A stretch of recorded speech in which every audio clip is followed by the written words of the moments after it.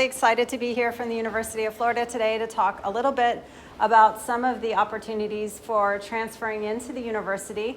I'm going to talk a little bit about transfer in general and a whole lot about transfer into the College of Liberal Arts and Sciences. I am Assistant Dean within the College of Liberal Arts and Sciences, so that's really my area of focus. But in general, I'm going to give you information about just transferring to UF. You'll see my name is here, and underneath my name is Maggie Paxton. And Maggie is our transfer-specific advisor in our Academic Advising Center for the College of Liberal Arts and Sciences. I'll make sure I get our contact information to you. But if you have questions, you can always meet with one of our academic advisors through a Zoom drop-in. And Maggie would be a great contact person if you have questions specifically about how does this class count when I transfer to the University of Florida, or what do I need to worry about with prerequisites? Those type of questions, Maggie would be a great contact. If there are questions about the University of Florida in general, more broadly, I could be a good contact to talk to you about that. To get started, oops. How do I go to the next? Okay. Perfect. Okay. So as I mentioned, I am specifically in the College of Liberal Arts and Sciences, and I want to pause there just to talk a little bit about, right now you're here, you're at Daytona Beach State College. It's one college, right? It's just one comprehensive college.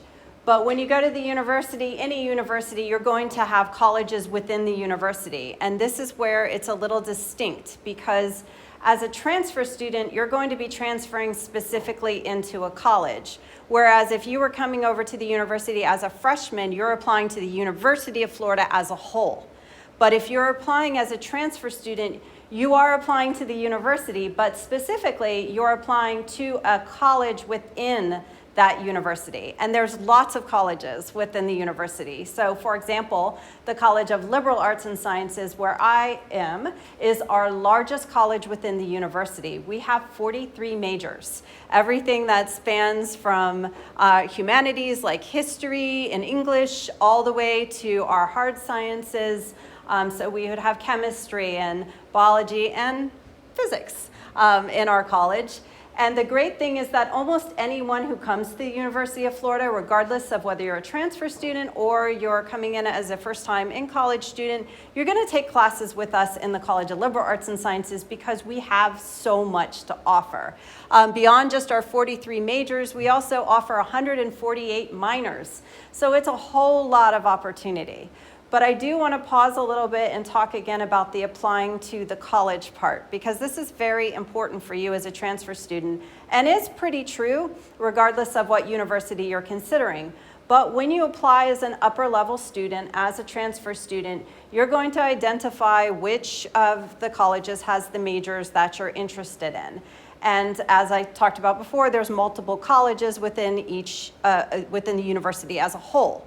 So, for example, if you're interested in engineering, you're going to be applying to the College of Engineering. If you're interested in physics or chemistry or history or English, you're going to be applying into the College of Liberal Arts and Sciences. If you want to be a journalist, you're going to apply to the College of Journalism. If you're interested in physical therapy, you're going to be looking at health and human performance. Now, why I'm telling you this and why this is important is because every college has its own specific criteria. So it's going to have differences in the way that your particular application is considered.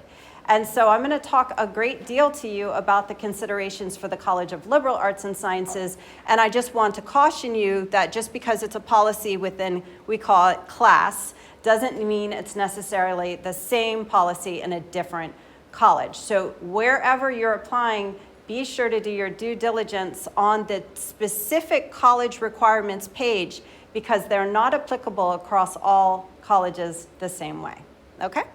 The other thing I wanted to mention is that when you come in as a transfer student into the College of Liberal Arts and Sciences, and pretty much true across colleges, once you come in, you're going to finish in that major.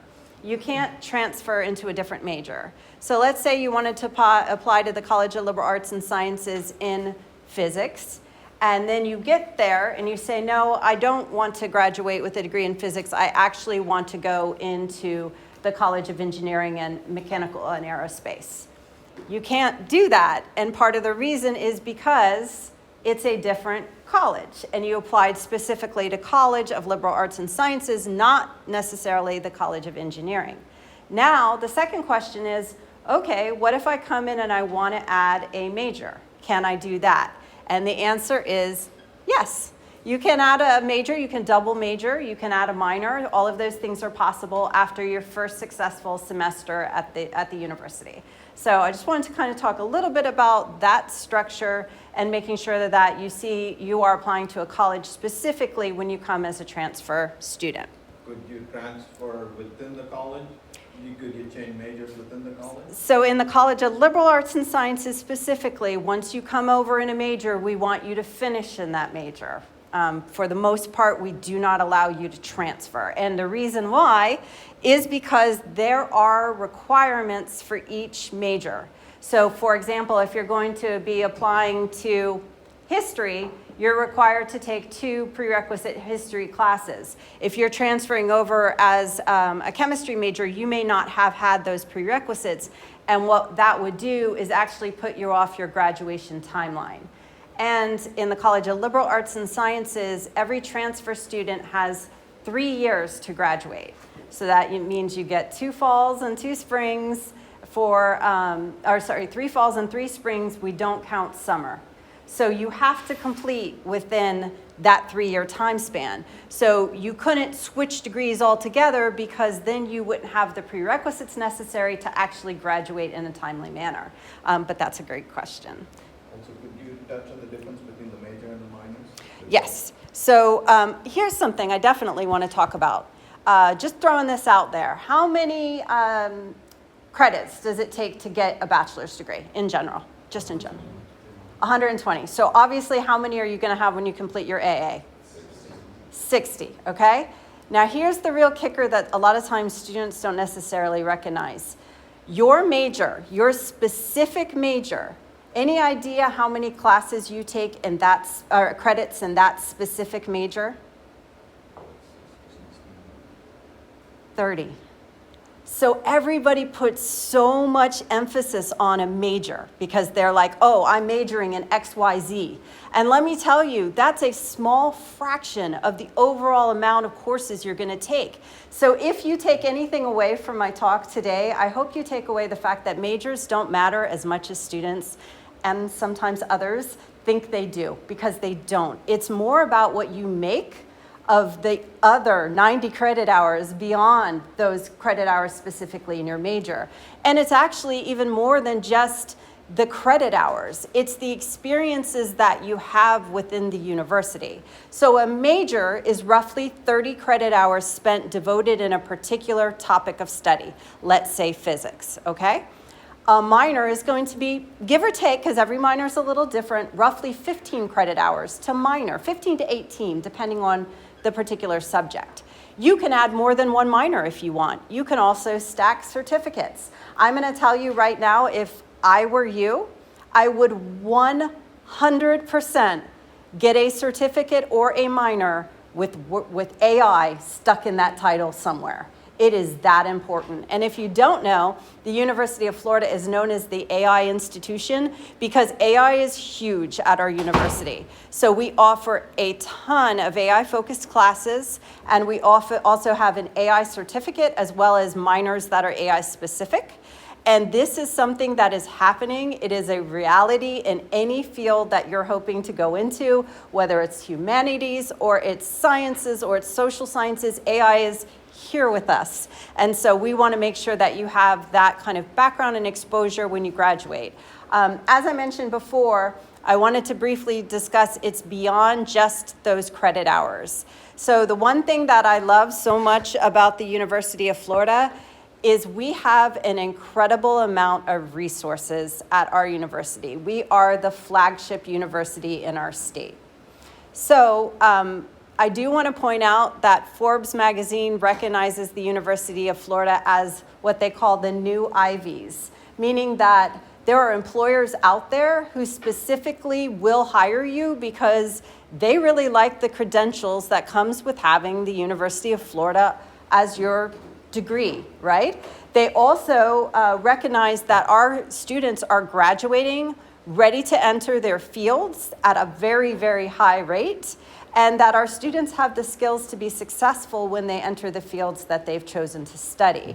So the University of Florida has a great reputation. And I should say, I was remiss not to lead with this. I don't know if any of you have heard of Santa Fe College, but it's just a few miles down the road from the University of Florida. I worked at Santa Fe College for 10 years. So I love community college, state college students. I think you represent some of the incredible talent within our state. And I am here to say the University of Florida would be fortunate to have you consider our institution. And so I encourage you to look at what we have to offer, because our reputation matters, and so does the amount of funding that we have to offer. So at our university, we have so much beyond just the 120 credit hours. And when I mentioned before that idea of 30 credit hours is all it takes for your major, what gets you an internship and lands you a job is not necessarily the classes that you took on your degree audit. It's the experiences that you had beyond the courses that you took. And that's why I love the University of Florida. You wouldn't believe the amount of support and resources that we have available for students, including AI. We give you an AI package to utilize for free while you're there that would cost tens of thousands of dollars, and you get it just to use as a student for free. The amount of undergraduate research that's available to you is astounding. In a lot of cases, that undergraduate research is paid. So that means that you can come, you can take classes, and you can do research within our labs and actually be paid to do that, which is outstanding. Additional support structure that we have within the College of Liberal Arts and Sciences specifically is a program that's called Beyond 120. And it's called Beyond 120, any guess? 120? Beyond the 120 credit hours exactly that you would take to get your bachelor's degree, because that's what matters. In most cases, when you go on a job interview, they are not going to ask you what your major is. There's a few exceptions, but the overall general is they're not going to ask you what you got your major in. They're going to ask you about your skills, and they're going to ask you about your experiences. And if you can speak to having undergraduate research, if you can speak to having an internship, that's what gets you a job. In fact, 70% of students who are in an internship will be offered a position from the company that provided that internship. How amazing would it be to finish up your degree and not even have to send out a single CV because you've already placed your first position? So again, I go back to UF because it is an incredibly supported, financially resourced institution that also has a lot of alum. So we have an entire network called Gator Network, where you can connect with alumni all across the United States who are looking for Gator graduates to come and work at their companies, at their organizations. So reputation matters, and the University of Florida would be very happy to have you consider joining us in the last 2 years and beyond, because the other thing I want to mention to you is the consideration of grad school. So it's never too early to start thinking about grad school, and the university also has a lot of 4+1 degrees, meaning that instead of taking the typical 6 years to get your master's degree, you can actually complete in 5 years and be well on your way to either a very successful career or even considering joining us in academia and going forward for your PhD. Okay.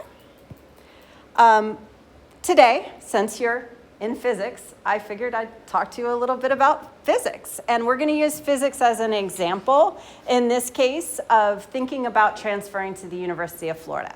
So I want to be a hypothetical student who is considering transferring into the University of Florida. And you may be interested in physics.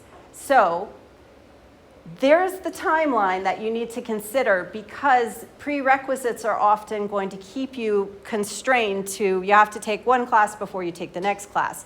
So you should start looking at the specific majors you're interested in now. Don't wait. Take that time to look at what's required because it's going to set up your entire timeline. Because if you have prerequisites that stack and you've waited to get started, you could end up being delayed and even like needing just one class to graduate. So here's an example. In physics, if you wanted to come and join us in our department, you would need to consider these prerequisites that are here for you. You would have to take MAC 2311, 2312, 13. Obviously, those are stacking. So you would want to make sure that you've started in the correct sequence to complete and graduate on time. You would also be required to take Chem 2045 plus the lab 2046, Physics 2048 with the lab, and 2049 with the lab. Those are the prereqs that are required.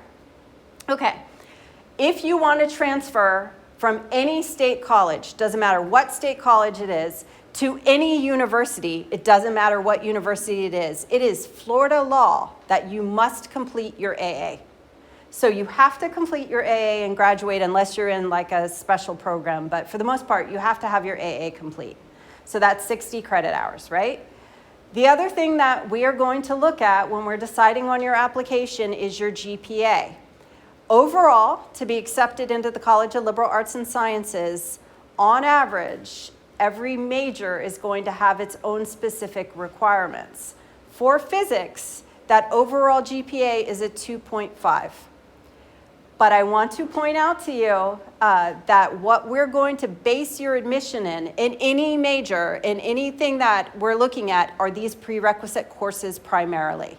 So we do not accept, and none of our schools or colleges accept, grade forgiveness. So if you, let's just say, took calc, and maybe it wasn't the best semester, and you got a D, and then you retake calc, and you're awesome, you're having a great semester, and you get an A, your overall GPA still needs to be within that course the required prerequisite GPA tracking, which for physics is a 2.5.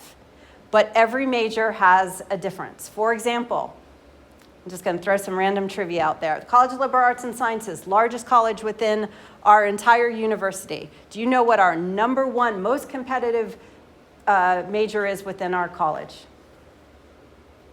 Any guesses? Psychology. Yes, psychology. Everybody I talk to wants to go into psychology. #1 most challenging. So the GPA to get into our psychology in all attempts is a 3.5 in those prerequisite classes, okay? But sometimes, even at the 3.5, you're not competitive. And the reason is there's only a certain amount of seats in every major, right? And I'm gonna say for my engineering folks, this is also a consideration. There's only X amounts of seats, right? Clearly, in any class. So we have to think about the number of students that are admitted. So some majors are much more competitive, not just because the GPA is set higher, but it's just literally a space issue. So there are other majors that are equally going to be beneficial. They're equally going to lead to incredible paying jobs, but they might have a little bit of a lower GPA requirement simply because they have more seats, more space to take more students. So, for example, physics is an opportunity for students who are interested in things like engineering to come into at a less busy major. So again, I told you at the beginning, major doesn't matter as much as students think it does. So can you go into the field of engineering with a physics degree? Yes, you absolutely can. Can you go into medicine with a physics degree? Yes. In fact, can you go into medicine with a history degree? Yes. But students don't often know that you can, in fact, become a medical doctor with a degree in English. It happens because you're only taking 30 credit hours within your specialization. You're building out the remainder depending upon what your future goals are. And it's more important when you get those experiences. And chances are, if you're going into a lot of, not all, but a lot of engineering fields and definitely medical fields, you're going to get an advanced degree anyway. And you can get a bachelor's degree and then go into a master's degree in anything. You just have to make sure you've taken the necessary courses to be successful. Question? I'm going to ask a silly question. No silly questions. If you transfer with 60 degrees, credits. Mhm. And then to complete the bachelor's degree at UF, you need an additional 60, give or take, right? And you're saying that not all of those 60 credits are from your major courses? Yes. You would have elective courses as well? So, great question. It depends on your college. Within the College of Liberal Arts and Sciences, we're called the Liberal Arts and Sciences because we believe in having students have a broad education. So you will have additional requirements for graduation within our major. And so there will be, for example, you're going to need to take 2 languages, right? 2 semesters of language, unless you've already met that requirement. You're going to be required to take certain humanities classes because we want well-rounded students, okay? Also interesting, I don't know if I have anyone in here interested in medicine, but they are more and more in medical school looking for people with exposure to the humanities. There's a whole new focus on the humanities because robots don't always talk to people very nicely. So they need people, doctors, who can really speak well in this age of AI to patients. Another thing, if anyone's interested in law school, students don't often realize that you don't have to get a degree in poli-sci or criminology to go to law school. More sitting U.S. Supreme Court justices have a degree in history than any of those other fields.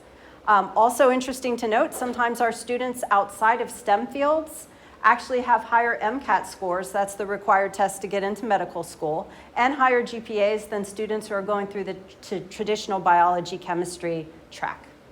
So I've spoken a lot about these prerequisites, and I really want to emphasize you need to know kind of where you're tracking, but I want you to keep your mind open to other possibilities. If you want to go to medical school or you want to go into medicine, you can get there beyond just going the traditional route of biology, sometimes pretty directly.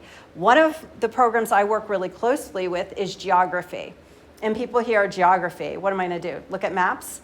Well, maybe a little bit, but you have an incredible opportunity to get involved in medicine because our geography program has medical geography where people are recruited into the CDC to work on things like how viruses spread or to look at how pandemics take over depending upon what's happening within certain areas or regions. We also have a medical anthropology. I know you guys have probably watched CIS, right? Somebody's out there looking at bones. We do that in our medical anthropology program. So could I get a degree in medical anthropology, a bachelor's degree, then go over and apply to med school? Yes, you can. You just need to make sure you've taken the classes in order to be successful on the MCAT and the classes required to get into medical school. There are advisors there at the University of Florida or at any university you go to make sure that you do that. Another little tidbit of advice that I'm going to say, go to your advisors. They are your friends. They need to know who you are. They need to see you in the hall and say, there you are. Because if they do, they can also keep you from making very costly mistakes where you take classes that don't count or you take classes out of sequence and now you can't graduate in time. And we want you to graduate successfully and we want you to have a smooth transition. So see your advisors often. They are your friends and they're there to help you. In the College of Liberal Arts and Sciences, we have an entire transfer center welcoming you to help make sure that you have a smooth transition. So it's very important. Okay, going back to the prerequisites, just to point out, the other thing when we talk about students don't necessarily know, all of our departments also have specializations. So I mentioned geography, and geography has a specialization in medical geography, right? Well, physics has 3 specific specializations: medical physics, nanoscience, and optics. So if you're interested in engineering, but maybe you're not as interested in applying to the engineering college specifically, or maybe you've had a little bit of struggles and your GPA is a little lower than their prerequisite, but you want to go into the engineering field long term, optics would be a great consideration because you're going to take classes that closely align with things that you need to know to be successful. And the other thing I want to point out, I'm an education person, so I don't know if anyone knows John Dewey, but he always talked about the fact that skills are fleeting, right? Because a couple of years ago, the AI that we do now didn't even exist. So the skills you learn are fleeting. It's the concepts and ability to have critical thinking and these incredible skills you learn in the liberal arts and sciences that are really going to be important to you in the long term. So I just open up the idea that you all might have in your mind this major that you're tracking towards. But I encourage you to explore beyond just that first thought. What's a second thought or a third thought? And then take a look at the specializations to see those courses, that class opportunity might be better for you, because the average class size in physics is going to be more like this. The average class size in like an engineering class is going to be 4 times this. So if you're looking to secure an internship or get to know a professor and do undergraduate research, I would love for you to consider one of our liberal arts and sciences majors that still aligns with your long-term goals, but maybe is a little less full when it comes to the number of students within the classes. Okay, still going to talk to you about physics, because I want to say that we have this incredible program that lets us track what happens to our alumni. So in any major at the University of Florida, we can log on and see, okay, what is our alumni doing who graduated within that major? And so we have this program that has scanned 1,179 physics majors over the past couple of years. And we can see that of those 1,179 recent, within the past year's graduates, the average salary is $114,000 a year. Not bad, right? So just something to consider. And we can also see where are those individuals living. And you can see Florida likes to stay in Florida because, the weather's awesome and we have beaches. So a lot of people stay in Florida. And then we can see the top employers. So you can see there that these employers are going to be big names like Amazon, and they're going to be diverse. So we have people who are getting physics degrees and are going on to engineering. We have people who are getting physics degrees who are going on and serving in the corporate world. We have them going into medicine. We have them going into all different fields, including computer science. So again, just keep your eyes open and your mind open to considering all opportunities when it comes to making your decision about transfer. Okay, I don't know how I'm doing on time, but okay. So another thing to pay attention to is deadlines, because nothing breaks my heart more than having a student send in an application, but they missed their second materials deadline, and we accepted them, but now we have to resend their acceptance because they didn't finish with submitting their materials. So I know that this is Physics 1, so you might be not applying right now, but these dates don't change, just the years do. So for example, fall is always going to be May 1st. So it's May 1st, 2026, it's May 1st, 2027, onward and onward. So these dates will remain consistent, but it is really important that you make sure you not only pay attention to the deadline to apply, but you also pay attention to the deadline to submit your materials. Yes? Universities typically allow you to transfer into the summer, starting in the summer? Depending on the program. So, great question. Some programs have specific entry dates, like everybody has to start fall, right? For the College of Liberal Arts and Sciences, we do not have any specific dates. You can apply fall, you can apply spring, you can apply summer. You can apply summer A, you can apply summer B. Those are all options for you. But I can't speak intelligently to every major at UF because I don't know them all. But I can tell you our 43 majors, we accept all terms. Great question. Okay, then you see the decision deadline. So a lot of times people are like, well, when will I know? The bottom line is most of the time the applications aren't even opened until close to that deadline. So it's not like you're going to apply and 2 weeks later you're going to hear. It's really going to be close to the decision deadline before you hear back, because we are processing thousands and thousands and thousands of applications, okay? And the other thing is, oh, I'm so nervous about writing my application essay. Don't be nervous about writing your application essay, but let us know who you are. And the reason I say that is, let's say we have an incredible applicant and they write me this essay, or the admissions team an essay, and they say, oh, I'm applying to chemistry, but my lifelong dream is to work on understanding virus mutation. Maybe they're not competitive for chemistry, but we see they took geography and they were awesome in it. We can say, hey, unfortunately, we don't have a space for you in chemistry at this moment, But have you considered medical geography? Did you know we had this exact program that fits your needs? And that might be a different option for you. So tell us who you are and what you want, but don't freak out about your essay. What's the most important is that you have those prerequisites, because even if you're missing one, we will not accept you. Here's another little tidbit I want you to know. Let's say you had all but one prerequisite. You graduate with your AA, and we're like, I'm sorry, we can't accept you. You can go back and finish that prerequisite and reapply. The problem is if you come back, you're no longer degree seeking. So that means you're no longer eligible for financial aid. So I don't want that to happen to you. That's why you need to check out those prerequisites now. Make sure you know what they are. Make sure they're done. Another question I get, if I have 2 classes left to go, can I apply? The question is dependent. You have to have completed 50% of the prerequisites for us to accept you. So let's say the requirements are 5 classes. If you've taken 3 prerequisites and you're in the final 2 right now, you can apply. If you've taken 2 and you have 3 left to go, you can't apply because you haven't completed 50%. Also important to note that we're going to base your GPA on those prerequisites you've taken, but you will receive a conditional acceptance. So we'll say, yes, you're accepted, but if you don't take Physics 2, you withdraw or don't complete it, or you do not well in it, that's going to affect your decision, okay? This is the go-to site for you to explore the College of Liberal Arts and Sciences. That QR code will take you into our transfer center. It will show you all of our majors. It will also take you right to a website where you can connect with an academic advisor who can talk to you via Zoom any day, Monday through Friday, at specific times right there listed on the website. It will also give you exactly what the prerequisites are for every single one of our majors.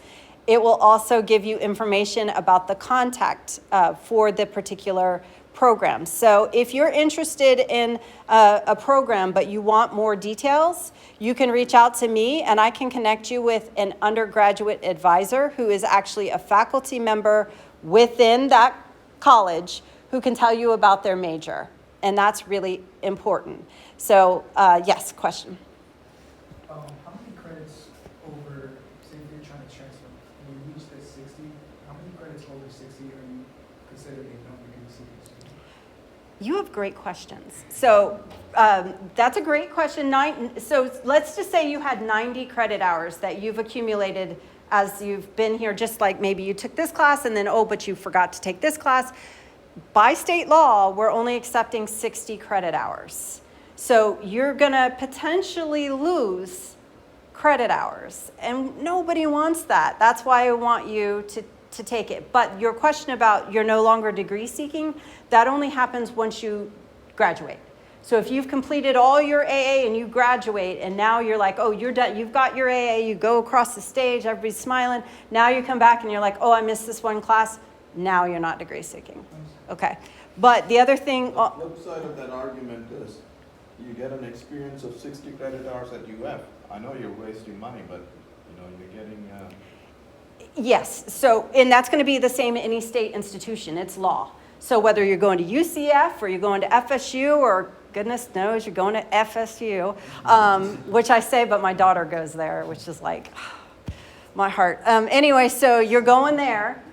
It's the same. They're only going to accept 60 credit hours. Now, all of that said, you still gained valuable insight. Higher education, nobody can take those classes and that knowledge away from you. So don't be sad. We all, the average person changes their major 3 times, right? Plus you have 90 credit hours you got to fill out anyway. So don't regret that you have a little bit of extra education. It's okay. That happens. It actually happens often. The average student changes their majors 3 times. So it happens to everybody. But I'm trying to encourage you to keep that to the minimum by investigating those prerequisites early, keeping your mind open to a diverse set of majors. I think I've covered most, but I want to ask what other questions might you have?